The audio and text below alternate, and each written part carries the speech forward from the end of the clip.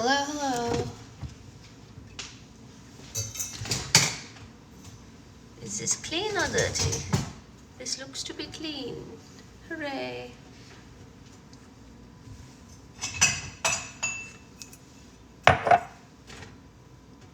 Oh no, Cindy, what happened?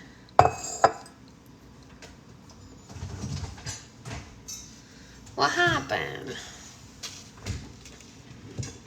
Can you guys see that the sun has returned?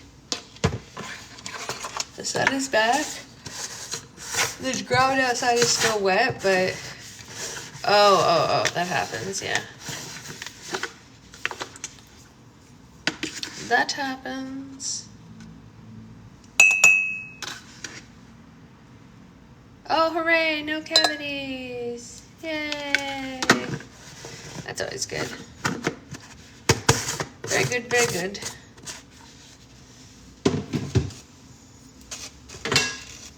Very good, very good. Not that I've had a bad purchase yet. I don't need to replace all my furniture. Good point. Copy from the TikTok shop. Really? That's...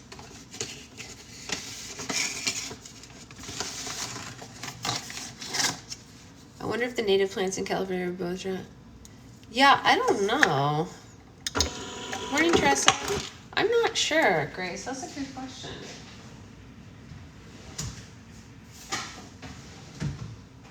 It's a very good question. Hey, girl, hi. Hi, Mom.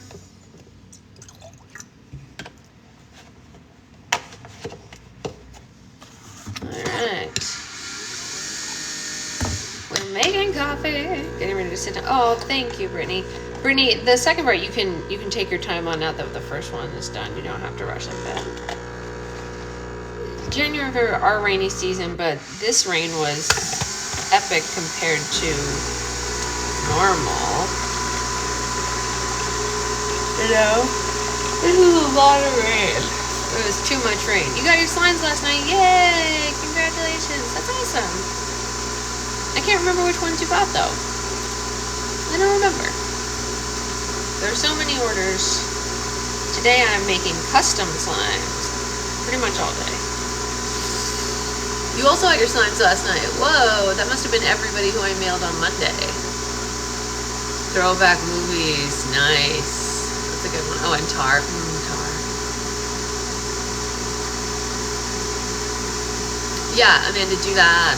Do that.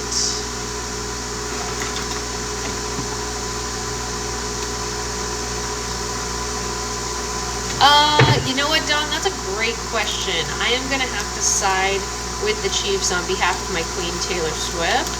I don't really have preference other than Taylor. Watermelon Pop Rock sent a spot on site. Good, like, yeah, yours should be there today. I played with my tar last night. It was great. Yes, you are welcome, Victoria. You are so welcome. The teams that Secret Boyfriend really cares about aren't in the Super Bowl, so I'm just going with Taylor. But we'll be watching.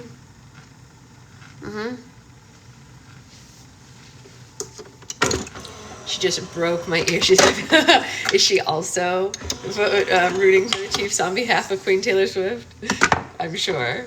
All of us, right? I mean, listen, I'm not judging because I'm no different than any of the girls who are doing that. No different, no better.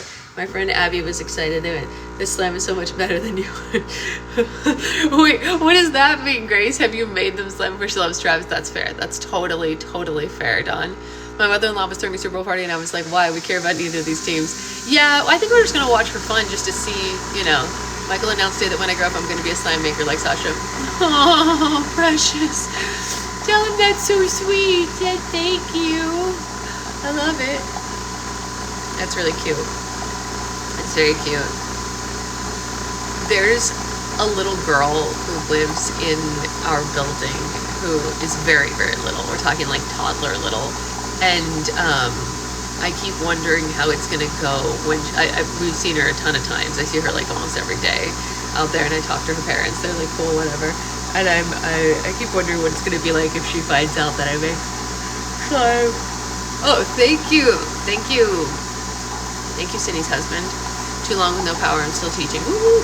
They went, why is it so soft? That's really funny. That's so mean, Grace. One bad cloud from you. I bet it was a wonderful cloud. Did you make it in my cloud class? I bet it was great. Why is it so soft? You're like, I don't know. Gays?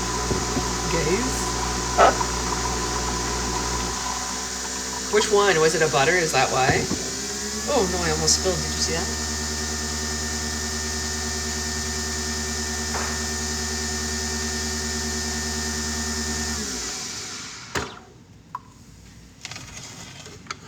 Shark bite. Oh.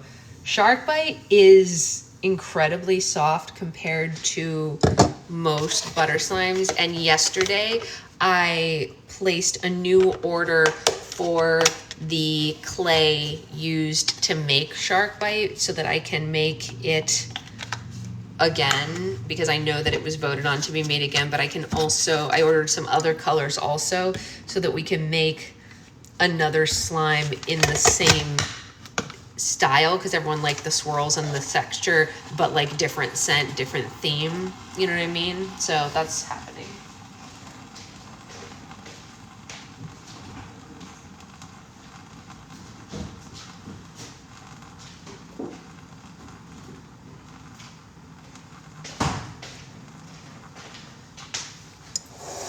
Well, hello, we have a celebrity in the house. Miss Slime Jellies is here. Everybody say hi, Brendan.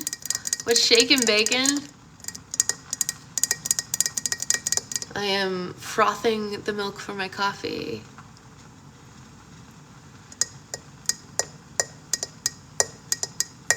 If Brendan Slime Jellies ever decides to restock again, you should all get slime from her because she's one of the best slime makers in the biz.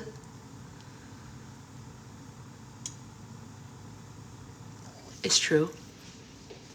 It's true.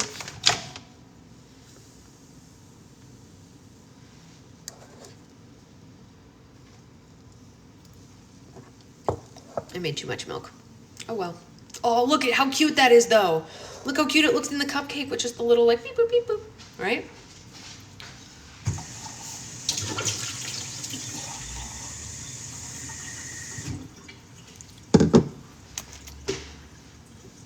All right. I want to, but every time I wait for a restock from another shop, I'm so impatient. That's totally fair. The restock impatience is kind of part of why Patreon is so great. You know what I mean? Like the whole thing with having the Patreon membership is that like you're getting random like slime throughout the month anyway, you know? So it's nice. It just like shows up and you're like, oh, hooray. I mean, obviously it's a little different when it ships with your restock like yours did, Grace, but generally speaking, it's nice. It's nice, you know. Yeah, I think a lot of people feel that way, like especially anyone who has like a slime of the month type thing. And when I say that, I mean like grab bag or the official slime or like whatever, yada yada. So that's the whole kit and caboodle there.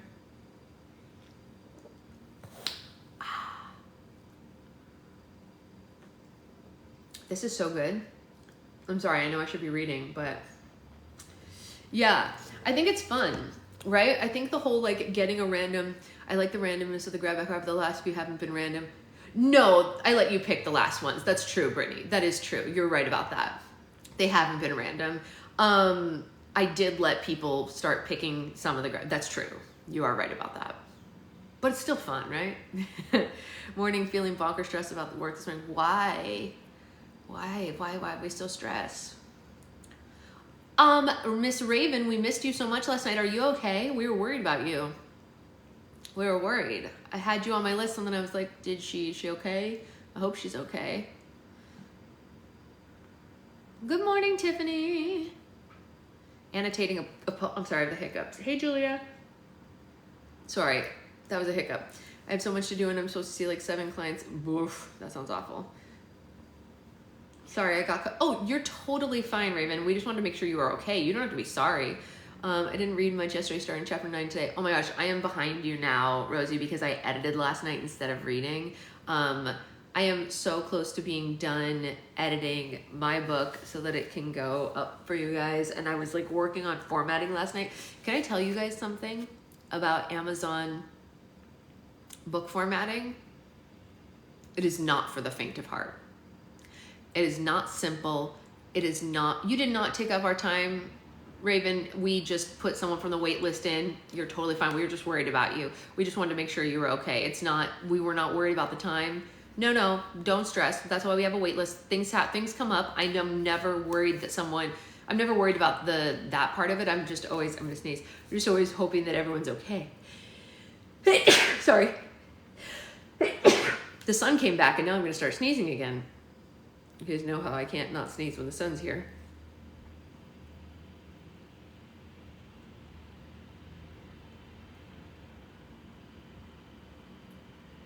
One more. I knew it was coming. Okay.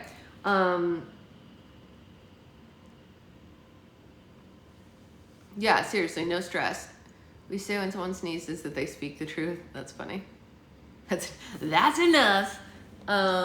So we are going to finish the chapter that we started yesterday. And then I am going to get to making some custom slimes. And then thinking about zooming in the portrait photos. Absolutely, Brittany. Whatever is your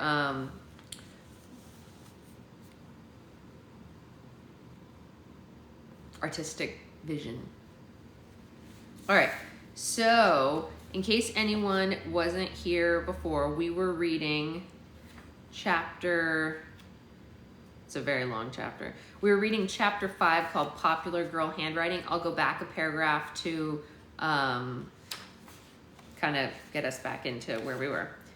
When I think about cars as status symbols, that's a whole other can of worms as it relates to the subject of socioeconomic situations of schools. And I feel like this is a space where my opinions don't belong because I Uber and public transit and never think about getting a car. Yet it doesn't prevent me from having hot takes about cars that I saw 15 years ago, the last time I regularly drove one. And when it comes to my taste, unfortunately, it's still parked in the senior parking lot. People seem surprised when in passing I highlight the sexual magnetism of a VW Cabrio or a Toyota Solara like it's a Ferrari, but I'd be open to a Pontiac Sunfire too. I feel bad now. It's pretty rude of us to judge the cars of our classmates as if what they drove was a function of their personal choice. Did we honestly think that Jason C. had his pick of the litter at the luxury car lot, but opted for the classifieds because he couldn't keep his mitts off a 1992 Grand Marquis? It was probably passed down, or what he could afford. Or I don't know, maybe he likes the wielding handsomeness of a six-seater from George H.W. administration. Let him live. I was lucky to have any wheels at all. When I got my license, I drove a gold 1990 Honda Civic passed down through my siblings. It was a great car until I crashed it into my friend's brand new red Jetta on the way to the pool, like a deer in the brake lights, likely stunned by the elegance of a private Jetta lifestyle. But I guess it's remarkable that anyone that age was fortunate enough to have a car like that. Like Kristen, we just hoped it wouldn't be Dunzo. The most popular girl at my school had a yellow Toyota Celica? And I loved that for her. What an iconic popular girl car. I don't know how you could drive that car and not be a star. I also loved scoping out the parking lot for those who drove Mitsubishi Eclipses, Jeeps, 4Runners, and two-door Honda Civics with spoilers. I still salivate at the sight of a wood-paneled Wagoneer. I steered clear of outdoorsy cars that looked like they'd gotten chosen for cow tipping or off-roading. I feel like most schools in my area had at least one kid peacocking with a yellow Nissan Xterra. Like the Nextel phones of cars, it was needlessly brawny and durable relative to most exteriors, but it served as a fixture in being in the senior parking lot as a show pony. My dream car to this day is a Geo-Tracker, like the ones Torrance's mean boyfriend in the ribbed turtleneck drove in Bring It On. Ideally with a soft top, purple exterior, and a teal racing stripe like a 1993 Sea-Doo.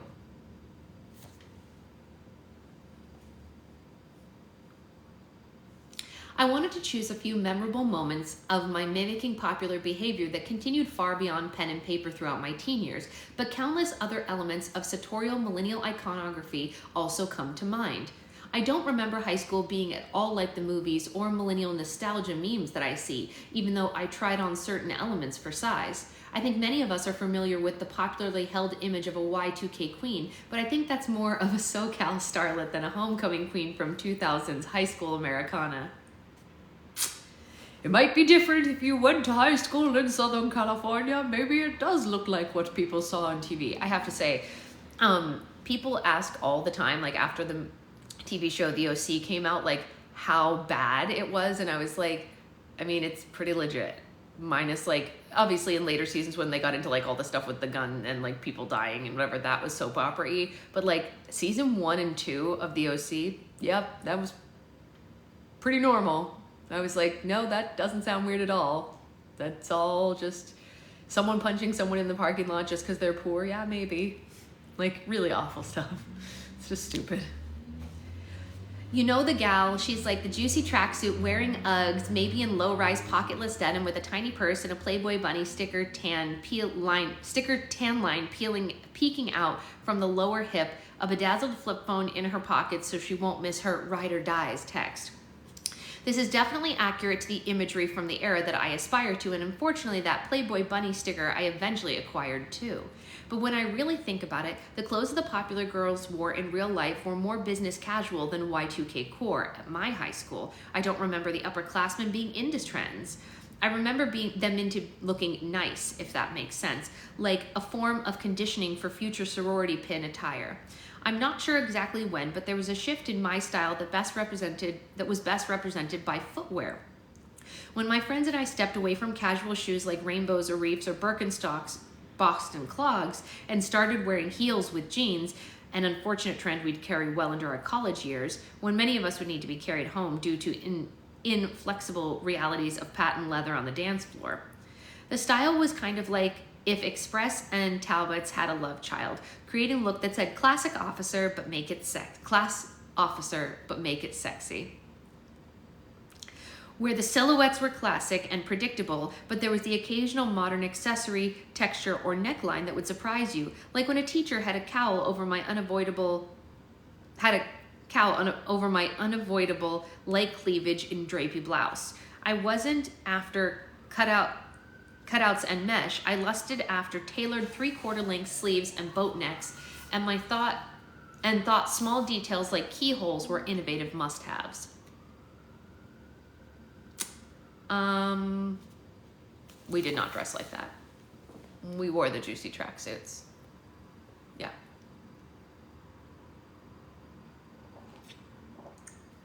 For better or worse. That's reality. I mean, knock off. Speaking of keyholes, we really got down with a button-up during this time. No, I never wore a button-up in my youth.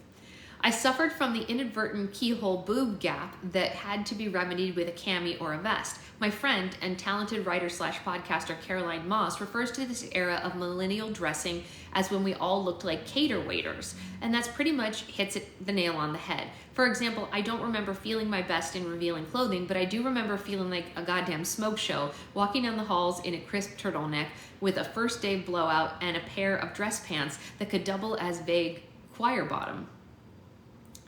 Yeah, no, we definitely did not wear that kind of stuff. In my head, I call it JBC, short for Junior's Business Casual, primarily because I was eating a lot of Wendy's JBC off the dollar menu in between shopping sprees in the junior section at the time. JBC was all about nice tops, pretty sweaters, polos, cardigans, and tailored bootcut jeans cascading down over pointed toe pumps and pea coats while dousing Estee Lauder, Beyond Paradise, or Clinique Happy that you could smell from a mile away. Wow, we lived in a very different place. Eventually, you learn none of these things were ever an appropriate means to judge people. I think longing after consumer goods to look like popular girls was never about what it's about, so to speak. It was about the idea of becoming the people with adoration and decoding the formula for how they got there, but it was also about the butterflies I'd feel in my stomach, hoping the movie makeover scenes were true, that minor modifications to my appearance could make me show up to school one day and things would never be the same. I think she said she lived in Virginia, right? Pretty sure. But I think being in Southern California, like some of the things that people talk about are relatable, but we had really different experiences. Like, for example, our school is all outside, you know, and it's all flat and all one floor. And I know that that's a pretty uncommon thing in the rest of the country, especially in New York. Like, it wasn't until I became a nanny that I ever saw a multi-level school.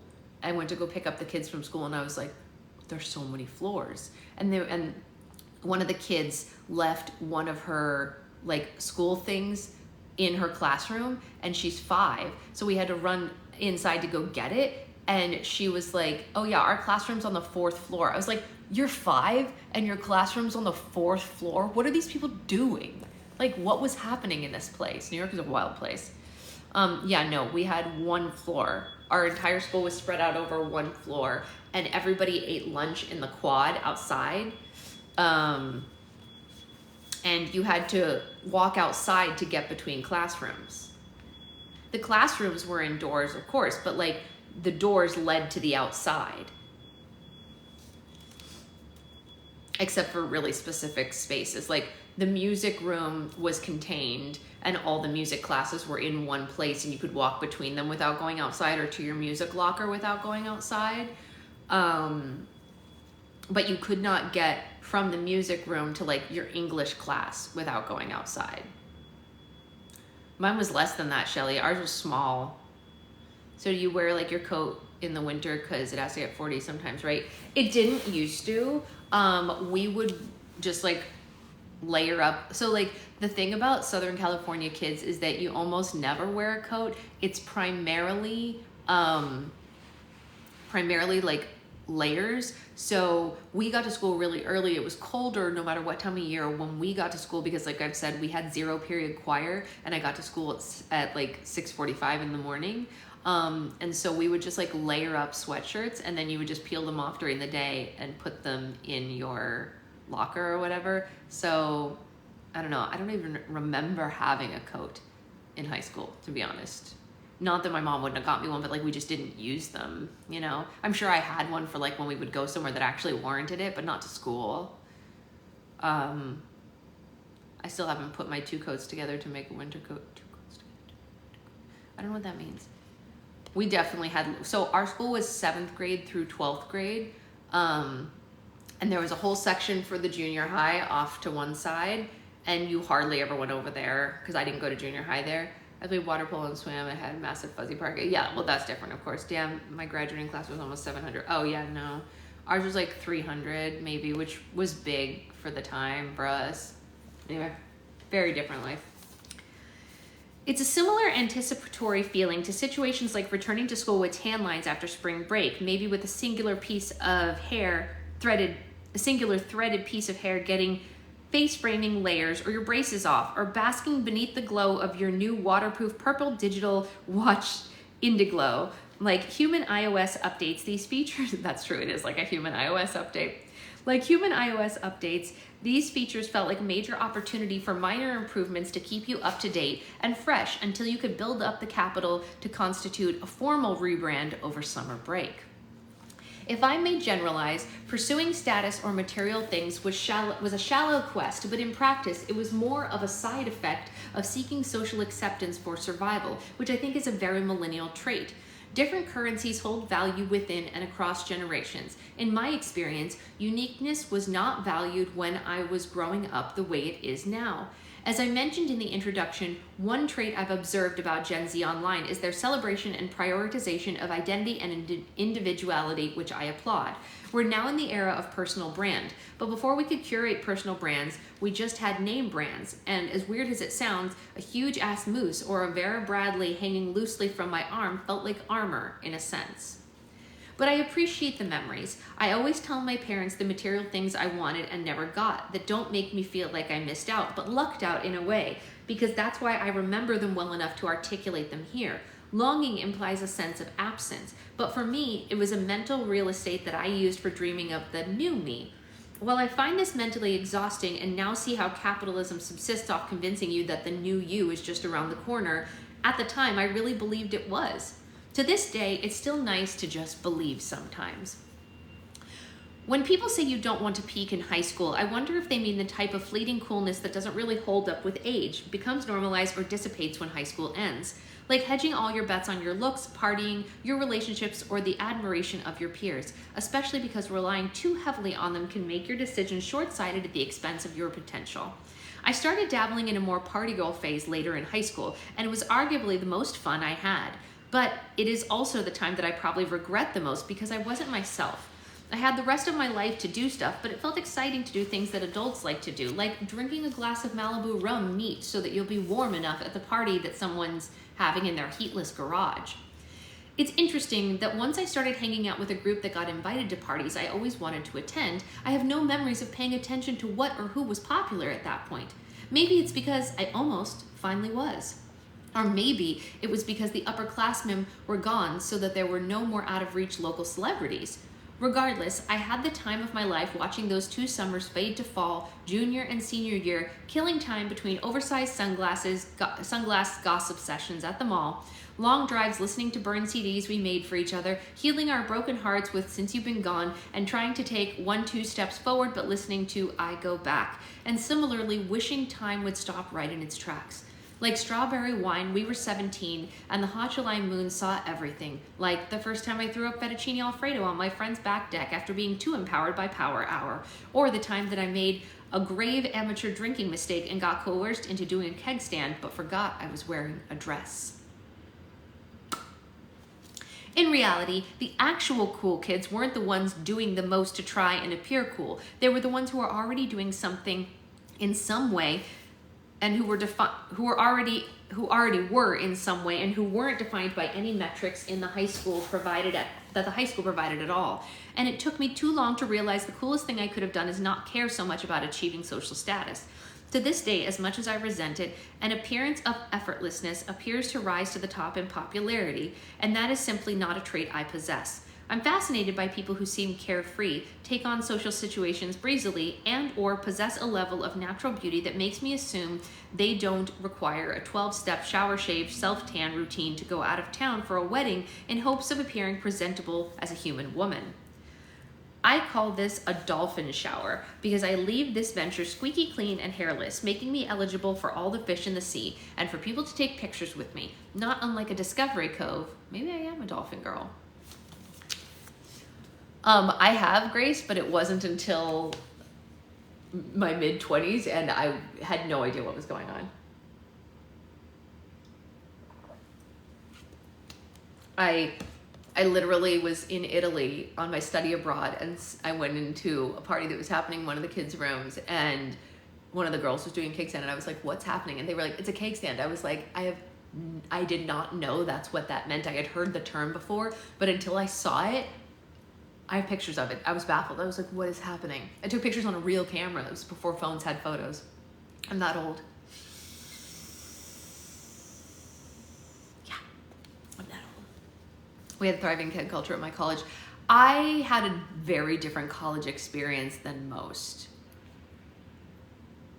My college experience was nothing. Okay, so I went to college in New York City, but I wasn't friends with anyone I went to school with.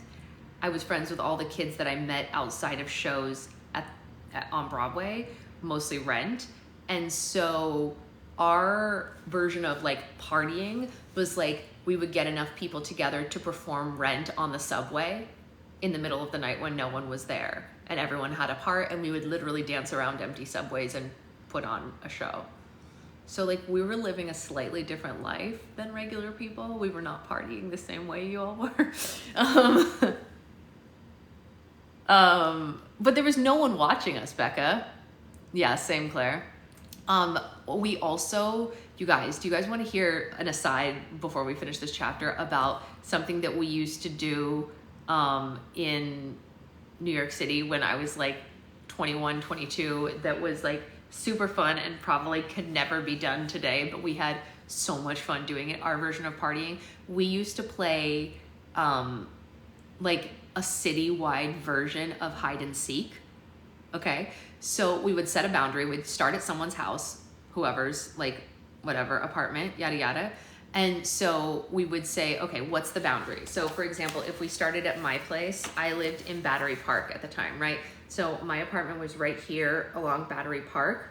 And so we would say, okay, the boundary is this street to this street and this street to this street. And then we would say what, like, home base is. So home base is like this light pole or whatever, you know? And we would have 2 teams. And we all had cell phones, but they didn't have, like, pictures or whatever. They were like old, like, you know, like flip phone kind of cell phones, right?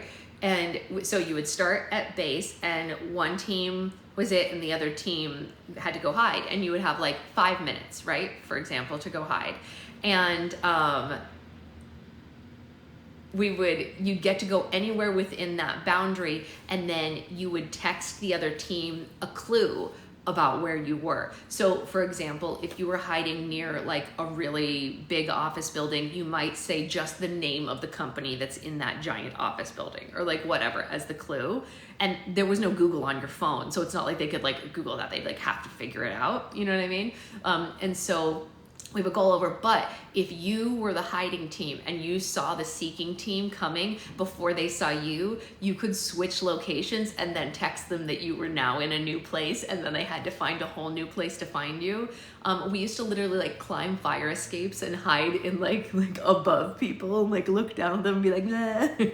We were wild, absolutely stupid young adults doing wild things. But we weren't drinking or doing drugs or anything, so I guess, you know, we were very clean. We were just doing really, really weird things.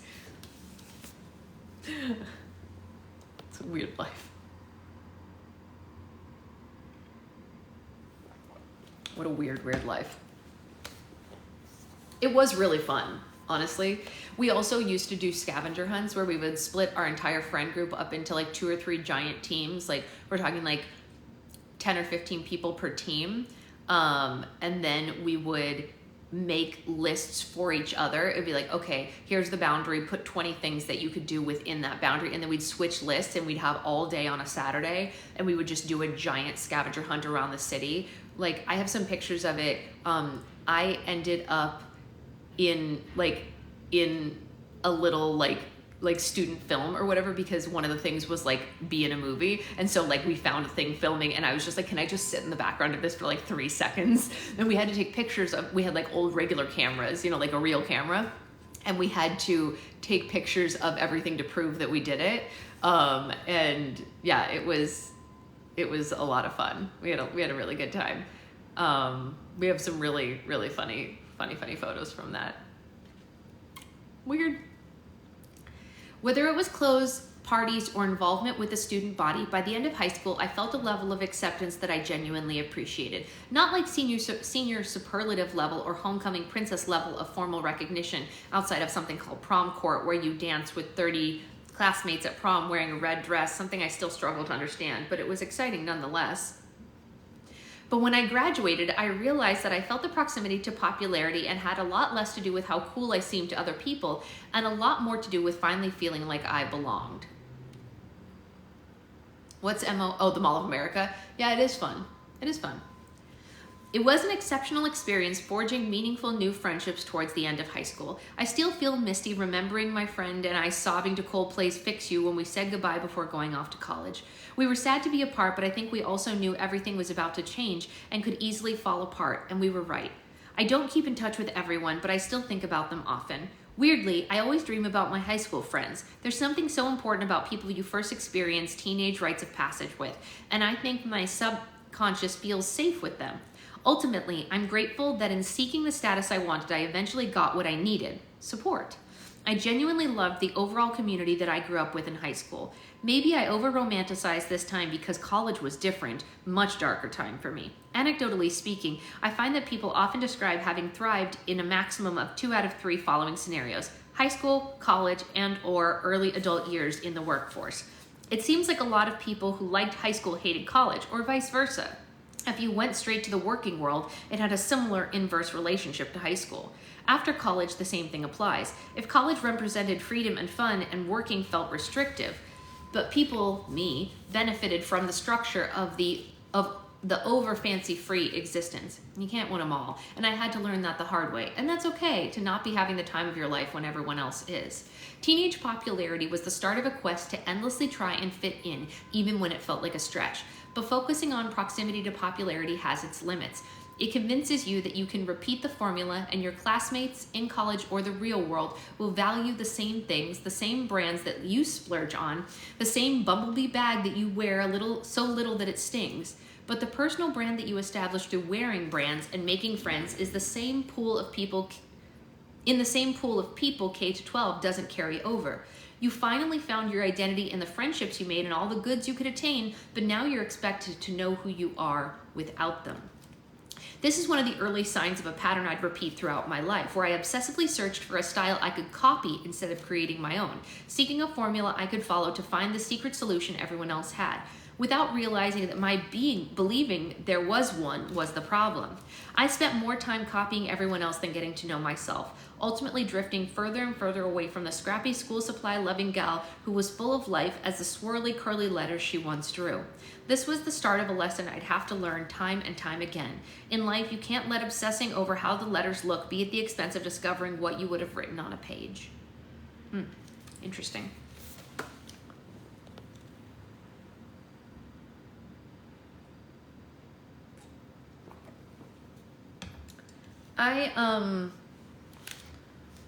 It's weird because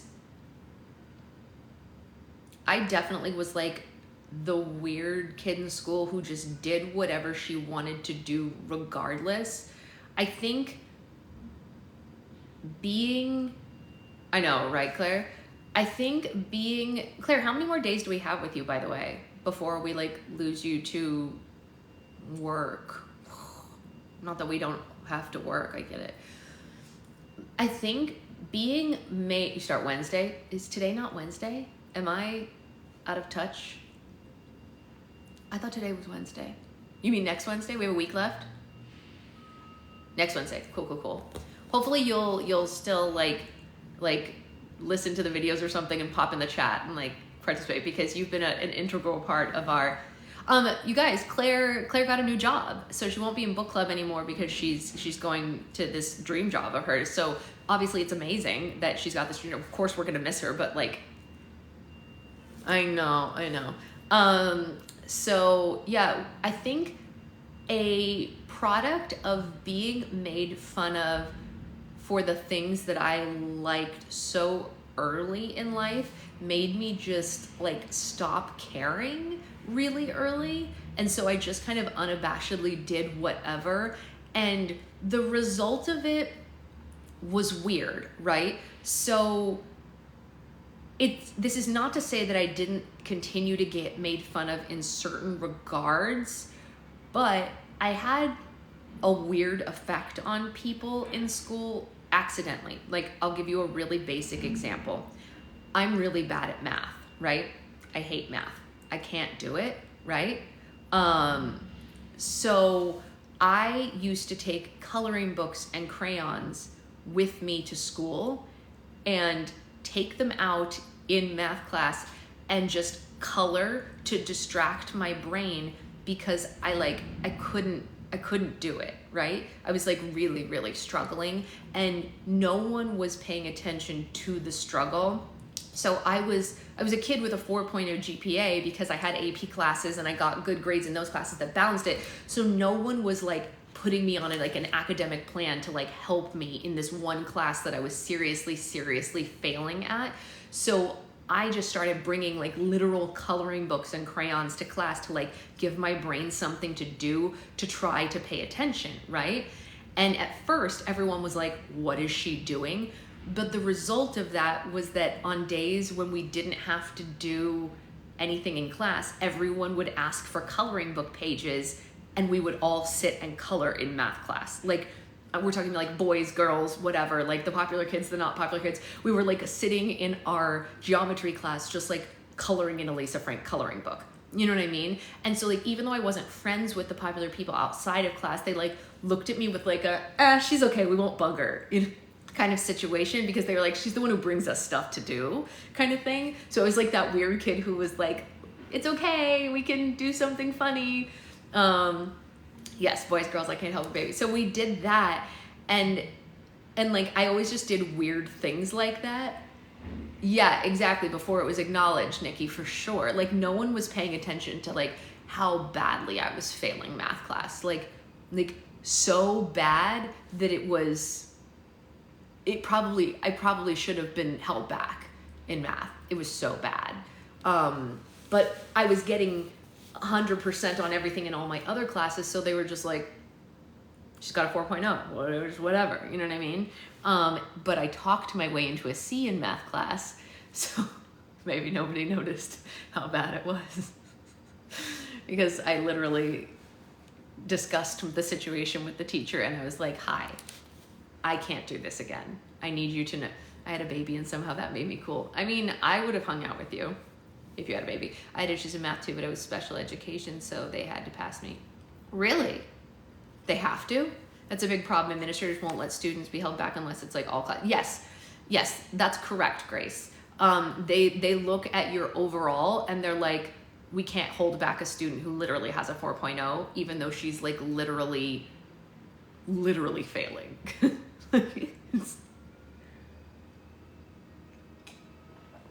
Yes, I used to stay after class in math and literally beg my teachers for help. And they would be like, you just have to put some more time into your homework. And I was like, no, I put a lot of time into my work. And they were like, you just have to try a little harder. I was like, no. Like they couldn't get what I was saying. And it stems from this thing where they're just like, it's okay. Like you can do it. I was like, I don't think you understand how much time I put in this. I asked so many of my friends who were good at math to help explain it to me, and they would explain it like duh. Like even Marty, like many of you have seen Marty on my page before. Marty's really good at math. Marty has an economics degree. Marty is good at math, right? He's like that person. Like he works for a financial institution now in life, you know what I mean? Like math guy. And he would try to explain it to me at break so that I could like go to class. Oh yeah, algebra could never. And he was just like, it's just this, just do this. And I was like, I don't know what this is. Like, and he was like, it's this plus this equals this. And you like do this or whatever. And I was like, I didn't even get to pre-calc. Oh my gosh, are you kidding me? I took only the required amounts of math. And then in like after geometry, I stopped. I only went up to geometry. It's awful, Brittany. It's awful. Don't be self-conscious. You're not alone. I literally only went up to geometry, and then I went to the counselor and I was like, tell me if I absolutely have to continue in math or I will not graduate, or if I can do something else. And she was like, you only needed this many math classes. And so I took extra music classes instead. And the thing of it is that like my music teacher was so confused because he was like, you're so good at music and music is all math. And I know, Liz, you're so good at math. I'm sorry. No, you do belong with us. Of course you belong with us, Liz. We love you. But like, it's just, I didn't take anything. Yeah. You know what's funny about that, Claire? That's a really funny point. So Claire just said, turns out we really didn't need it as much as they said we did. It's funny because it depends on your job, right? So like people like Liz obviously need it, but like Secret Boyfriend, for example, you would not think this because Secret Boyfriend has a very artsy job. But he said the other day, it was the funniest line. I was like, he looked at me and he said, if I could go back and talk to my high school self, I would shake him and tell him, it matters. All the math matters. Please pay attention to the math. Because even though he has an art job, he does a lot of math on a very, very regular basis. Hey guys, my friend Catherine just joined. Everybody say hi, Catherine. She is wonderful. Not my sister Catherine, spelled with a C, not like Catherine with a K. Yes, if the curriculum is bad, it makes you feel limited in what jobs you can do. Yes. Catherine is also a former Slimer. She's also a Disney adult like myself. She is a wonder to behold. So yeah, you never know. It's totally job dependent. No, that is the correct Catherine. There are so many Catherine spellings. Yeah, like it's just one of those weird things, right? So much like Liz and Grace, Secret Boyfriend uses math on a regular basis in his work, and you wouldn't imagine it if you knew. If you knew what his job was, you wouldn't just automatically assume, oh yeah, math all time. Like when you look at the things that he draws for us, are you like, oh yeah, math? You know what I mean? No, but it happens, you know? So I'm just saying, it's weird. It's weird. All right, so where were we? Catherine, this is book club. We're reading a book called One in a Millennial. It's a bunch of essays about millennial life. Where were we? Oh, right. So we just finished this section and now we're going on to the little like aside blurb. So this is the end of, wow, this blurb is like freaking holy moly. This is one of the longest blurbs ever. All right, I'm gonna try to get through it. I can do geometry because shapes give me tangible things to think about. Yeah, I was better at geometry than the others, that is for sure. I have yet to see where more complex algebra and imaginary numbers were useful. Yeah, Claire, honestly, same. All right, this one is called Saved by the Bell Jar. For most of my youth, feminism was not a word most girls I knew wanted to be associated with. There are likely many reasons for this, from the 90s zeitgeist to being raised in the South in a fairly homogenous environment. However, there's another element that I hadn't thought of until recently, how some self-identified feminist characters in teen-targeted entertainment were portrayed. Within my friend group, before we understood how this completely missed the point and centered on our fragility, we were too scared of being typecast as what we saw on the screen. You know the tropes, the sometimes unpleasant, angry, bra-burning, allegedly humorless people who can't take a joke because they're so worried about women's rights that they can't be bothered to giggle at an innocuous male wrongs to validate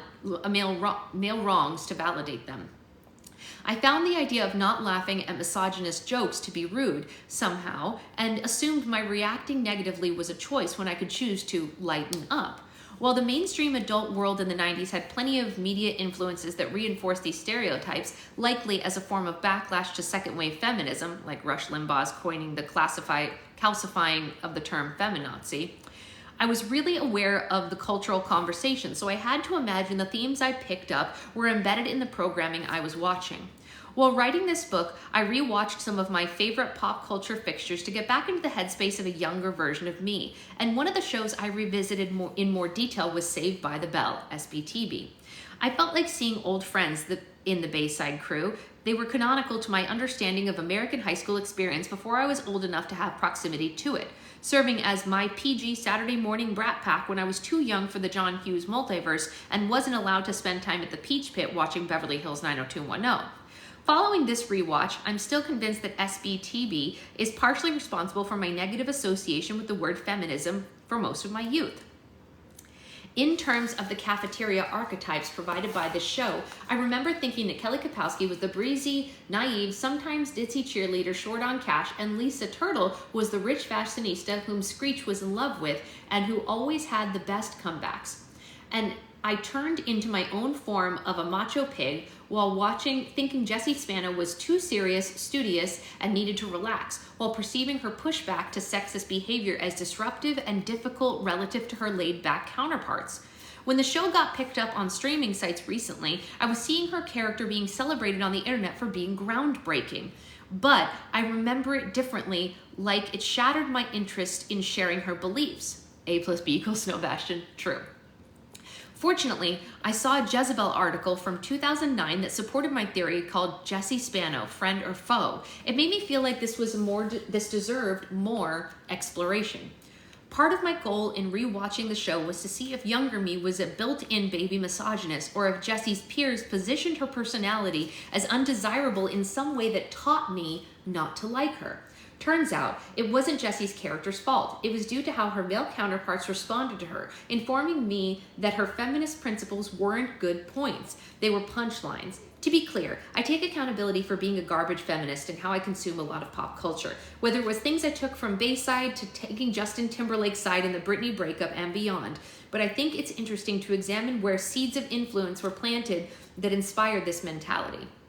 I didn't watch Saved by the Bell regularly. I saw it in passing a couple times, but I didn't have this experience because I just didn't watch it.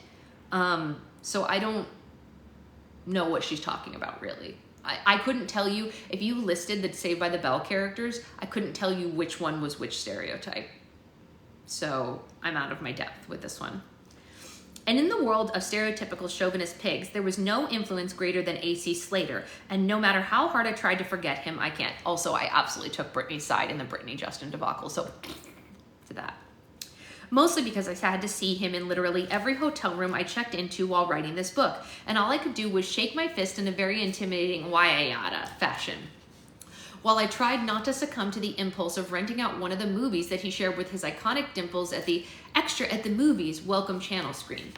A.C. Slater's behavior was pretty cliche and PG in terms of chauvinistic humor, and he did things like most exclusively referring to women as chicks or babes, referring to Jessie as mama or calling her a cute little feminist. When she called him out for being a sexist pig after he mocks the ballet, he responds with oink oink baby, and if you don't like it, go steady with some other pig.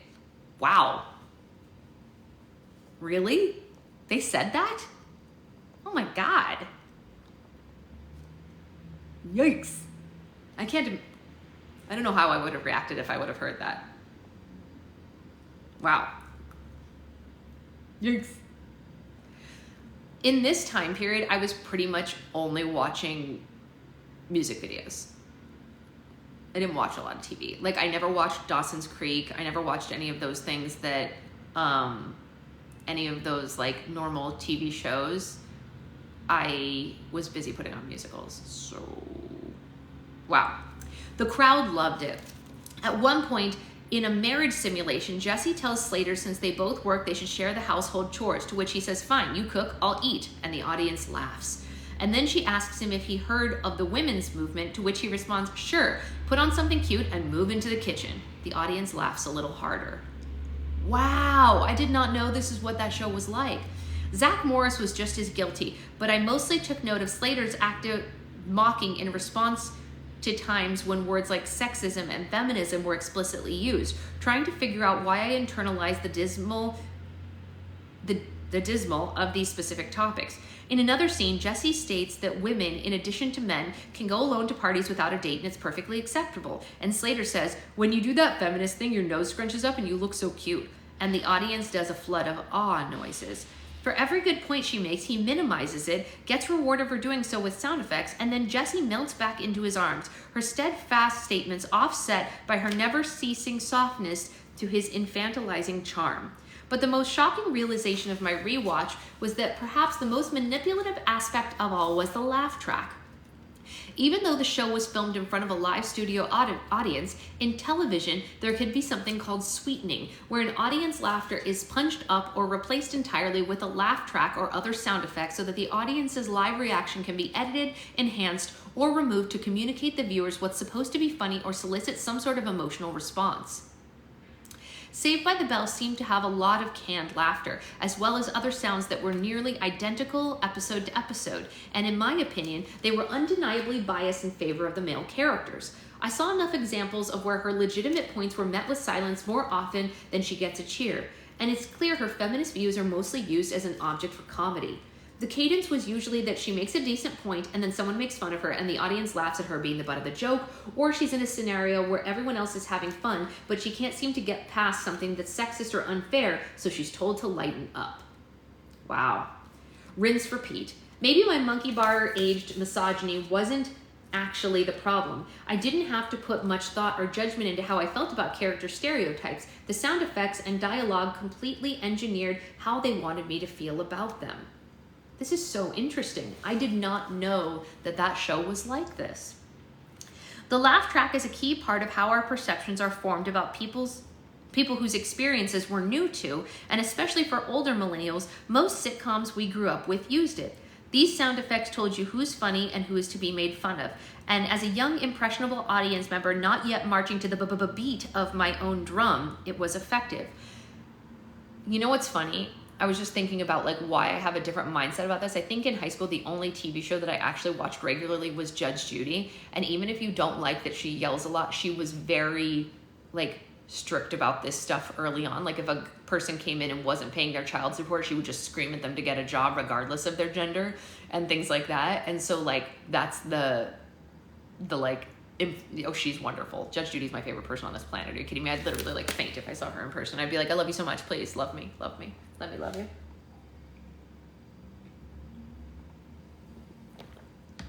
It's very interesting. Because of this, I understood that it was best to go with the flow when responding to behavior that's degrading and macho, and to be more like a Kelly or a Lisa if I wanted to be like Hot Sunday and put my mind to it and go for it when it came to being well liked. Watching back, Jessie's my favorite character, and even though her feminism is flawed, she attempts to stand up for herself, but it's maddening how her friends, who I idolized, rarely support her. For me to find Spano whiny is terrible when she was having such a tough go. She honestly should have complained more.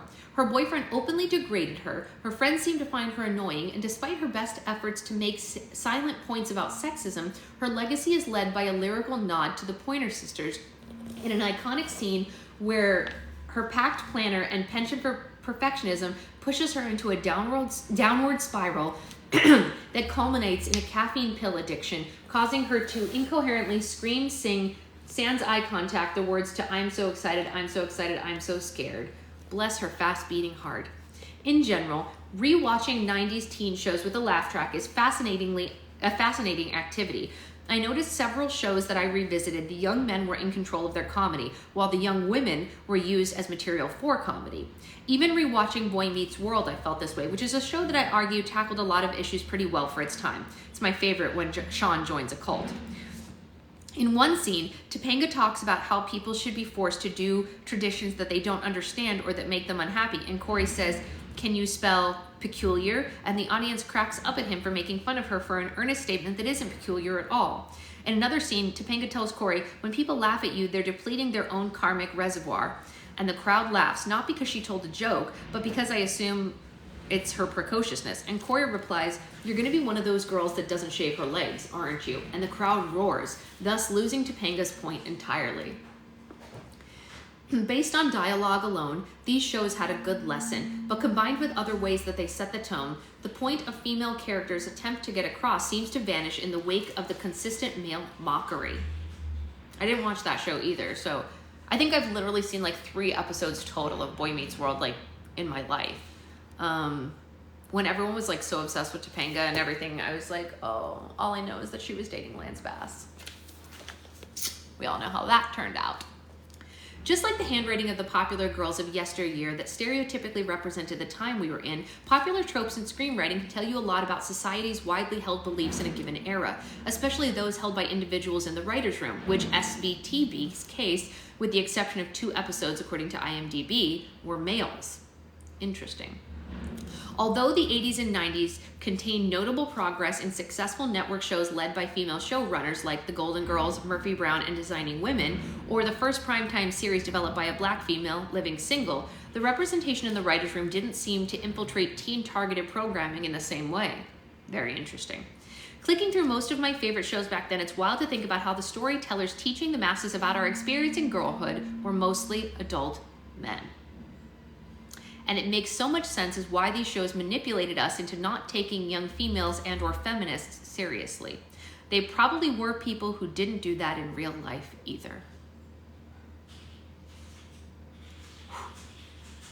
While I know it's meant to be a lighthearted show about high school, it could have actually had serious implications on how people were taught to tolerate sexism in an educational environment who weren't yet in high school. Rewatching it, it wasn't funny or well-crafted. It felt more like a product of male writers venting about their sexist perceptions of second-wave feminist stereotypes, something I sadly wouldn't even have known how to identify with until my 20s and 30s, when I started reading literature from the women who I ignored who were actually doing the work in representing feminism. I wish I had spent less time with Saved by the Bell and more time with The Bell Jar. The author/activists like Bell Hooks, While my own privilege and obtuse adolescent approach to gender studies are undoubtedly to blame for my lack of pursuit in a more well-rounded understanding of feminism, I stand by that, for me personally, these pop culture tactics were influential in how I internalized the feminist possessed traits like being unlikable, difficult, or annoying as young as elementary school. I think it's sad that this message was distilled to a young audience who couldn't calibrate it with their own wisdom or experience, mostly because this show's time slot targeted kids who weren't old enough to have it, airing on Saturday morning alongside network cartoons. Wow. Another reason I decided to rewatch some of my former favorites like SBTV or 10 Things I Hate About You was because of a podcast episode I recorded with my friend and former co-worker Charlene Corley, who does brilliant work in the area of media research designed to inform audiences, advertisers, and creators of programming about the importance of representation, not just in terms of being diverse in front of the camera with casting, but also behind the scenes, because these backgrounds and creeds of showrunners, editors, and producers will ultimately inform how decisions are made and then mediated to the masses. In our conversation, she shared a peculiar finding from her research that stuck out to me. When an experience on screen is being represented that a viewer self-identifies with, they're more likely to cite it as inaccuracy. However, when an experience or community is being represented that's outside of the viewer's identity, they're more likely to perceive it as being accurate.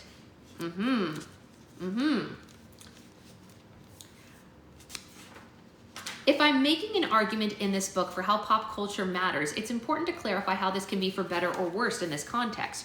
While one of the best ways it can be influential is to help us learn other people's experiences or better understand our own, one of the worst ways it can influence us is by reinforcing stereotypes or creating harmful biases. This made me think a lot differently about how media and entertainment inform my understanding of communities I had never been a part of, and now I want to rewatch everything I ever loved that influenced me and deep dive into the cast, crew, and creators. With shows that involve storylines that tackled sexuality, race, it's interesting to see if it was at all informed by the lived experiences of people by color or LGBTQIA individuals. If not, you can see how stereotypes take shape to create predictable molds instead of real experiences that explore the contours of human existence. To quote another far more imitable belle I mentioned earlier, Bell Hooks, stereotypes abound when there is distance. And while I knew this about who was on screen, it didn't click for me until recent years about how lack of diversity behind the screen likely played a profound role in a lot of my development of bias along the way. Now it makes sense to me why writers would portray the aforementioned feminist characters as people who seemed difficult, frustrated, or annoyed. Their response to misogyny wasn't the problem. Either my age or how showrunners chose to contextualize it was. I caveat my age at the time of viewing because when I first watched 10 Things I Hate About You, I was young, and I completely misread Kat's personality, which was positioned by her teacher as a heinous bitch. The descriptor being assigned to a person who was standing up for women's rights scared me, but I totally missed the fact that Kat smiled at this descriptor in the movie. She was actually making an important point about being revelatory for a young woman to uncharacteristically not care about how her own likability amongst the teen movie boom of the late 90s. Even better, 10 Things has a scene where Kat is called out by a teacher for how her white feminism lacks intersectionality, and I beeline to IMDb to see who wrote this movie that seemed ahead of its time relative to others in my time. Your coffee's right there. Sorry, it's probably cold. That's not. It's not? Oh, that's good. Unsurprisingly, it was two women, Karen McCullough and Kirsten Smith, who would go on to write a movie that was less of a moment for me and more of a millennial moon landing, Legally Blonde. The underestimated 80s and 90s Valley Girls walked so Elle Woods could teach us about ammonium thioglycolate. It's true. We could argue for taking all of this at face value, and for lots of media and entertainment, I did. I rarely put a lot of thought into things that I watched or read that served as a gateway car for escapism, but now, in hindsight, I see how traveling through those experiences left me with cursory impressions along the way of circumstances I didn't know firsthand, and I think it's interesting to take inventory of what I internalized about people unlike me, self-identified feminists or otherwise. Even though I question the accuracy of the bra-burning feminist stereotype, I'm not even sure it's entirely off base because I grew up to become a person who is so angry and frustrated with many issues women and girls are still facing. I feel like burning things nearly daily. I think the problem is more people like the last book that we read that was essays like this, the Rent one, like people like that are the problem, and the majority of feminists are not that. That woman was completely off base and is an outlier, and the outliers just happen to be loud. And I'm not saying it's okay the way that the showrunners represented these younger people, but like her being like the few that are like loud enough to like write a book like that one like caused everyone to think that they're all just that way, and it's not true. So like there's problems on both sides. Like she's a problem and these show writers are a problem. You know what I mean? Like both. We don't need either of them. They can all like actually, in my opinion, most of the like far outliers on both sides are the problem, right? Like if we could all just like be just like a little less crazy pants, everyone will be better. You know what I mean? Like I know very few, but there are a couple of like people in the LGBTQIA community who just like purposefully hate straight people as like a reaction to straight people being so bad to gay people for so long. And I'm like, okay, but that's not the answer either. You're not helping your cause. You know what I mean? Like you need to wait a second because that's not it. That's the bad take also, you know? It's like, yeah, it's not helpful. So like both sides, the very outliers are not helpful. Okay. Probably not my bra because that's what makes it easier for me to run away from the arson, but the point is I get the rage. Since the 2016 election, I don't know how to exist without being in a state of feeling heated. It's true. With my general disposition at a light simmer, usually dialing up to a rolling boil by the time I pass Mario Lopez on the channel 0 to get to the news. Even then, I'm further triggered by the name of a network that reminds me of a lifespan of bad feminism, making me wonder if girls like me had been more vocal and understanding of this plight for equality all along, we wouldn't be sitting here day after day witnessing the regressive dystopia on C-SPAN. I wish that it hadn't taken me until my 20s to understand feminists better. Maybe I wouldn't have needed to be Saved by the Bell jar if Saved by the Bell had contextualized Jessie's position more accurately. Who knows what would have happened if from a young age I had viewed her traits as desirable and strong. Maybe I would have stood up for myself more and tolerated less of the misogyny that I detail in upcoming chapters that profoundly impacted me. Representation in storytelling is something that I've thought about constantly while in the writing process. And as I mentioned earlier, it's the reason I chose this book's title. Similar to how many writers of my favorite works only wrote what they knew, for better or worse, as much as I criticize it, I'm writing what I know in this book, which comes along with a great deal of not knowing what I don't know too.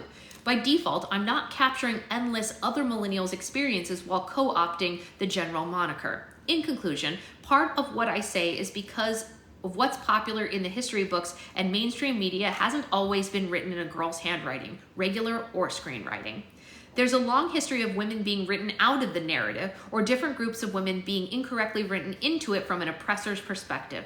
And what matters going forward is who is doing the writing, who dictates the variety of stories told, and the perspectives considered. What's important is that all girls, not just the popular ones, keep writing if it interests them, whether working on their handwriting or their stories in a way that will allow them to be shared with the world, because they deserve to be heard and better understood.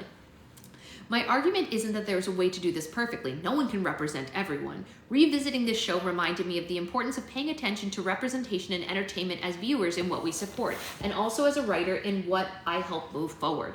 To accurately portray experiences as well as support and inform audiences to be accepting of themselves and others. Ultimately, this makes pop culture both entertaining and productive. We should be the ones representing the details of our existence to the masses when they're written from the perspective of how someone on the outside responds to us instead of the person who's living it. It often manifests on screen as the form of reinforcing harmful stereotypes. Facts. And those stereotypes aren't true. While I'm a newfound Spano apologist, I'm not excitedly/nervously melting down while I write every page of this book because I'm overwhelmed, neurotic, and have a caffeine pill addiction. It's because I'm overwhelmed, neurotic, and have a general caffeine addiction, likely because our daily millennial preamble became "but first coffee" in the 2010s. The thought of opportunities and platforms continuing to open up for girls and women on all different backgrounds in office, leadership positions, and for the purpose of this essay, creating stories and shows, inviting us into a world we never would have experienced otherwise. It's exactly why I love pop culture, and I'm hopeful for the future of the female zeitgeist. I have a feeling that many of you are school supply loving milky pen savants who love to draft fantasies on paper as much as you love to watch them develop on screen. And for the love, keep writing them into existence. Because when I think about what's ahead, imagining a world where I can relive a life of pop culture education through the eyes of, hopefully, my future children, but with a more broad and balanced set of experiences I had access to, is what honestly makes me want to shout from my coffee fumes that for the future I am so excited and so much less scared.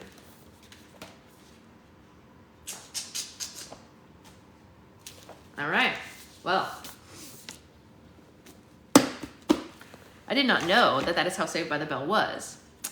I'm gonna go, I'm gonna eat breakfast, I'm gonna make custom orders, I'm gonna take them to the post office, and it's pretty much the whole day. Pretty much the whole day. I hope y'all have a great day. I will see you either later today if I decide to do a slam live. Yeah, I guess so, Claire. I have no recollection because I didn't watch it. So like I said, I think I've seen like 3 total episodes, maybe, you know what I mean? So it's like, who's to say? Just so you guys know, we are getting to the end of editing this book, so it will be available for pre-order soon. I don't have an exact date yet. I'm working that out because the formatting is weird. However, I am gonna get some copies to do signed ones, so don't do the pre-order if you want one of the signed ones, I guess, because I'll have to do that through here, you know what I mean? So it's like, it's gonna be weird. But like, I think I'm gonna order like 100 to sign or whatever. I don't think I can afford to order more than 100 up front or whatever, but we'll see. Anyway, I will let you guys know. I'm hoping to have it out no later than the 20th of this month. So do pre-orders help you? I'm not sure, probably, but I'll let you know. But like, you know, there's always going to be, you can, if anybody has Kindle Unlimited where you get it for free, you can download that in the pre-order and that will help and it won't charge you anything. So that's good to know. Yes, it will be available on Kindle as well. Yes, Shira. Yes, absolutely. There will be a Kindle version. I'm going to put it on Kindle Unlimited, because authors still get paid, even though you guys are not paying for it. So like, you know, good stuff. See you guys later. Yeah, that makes sense, Jen. I think a lot of people are doing that. Oh, yes. Thank you, Liz. I will. Bye, guys.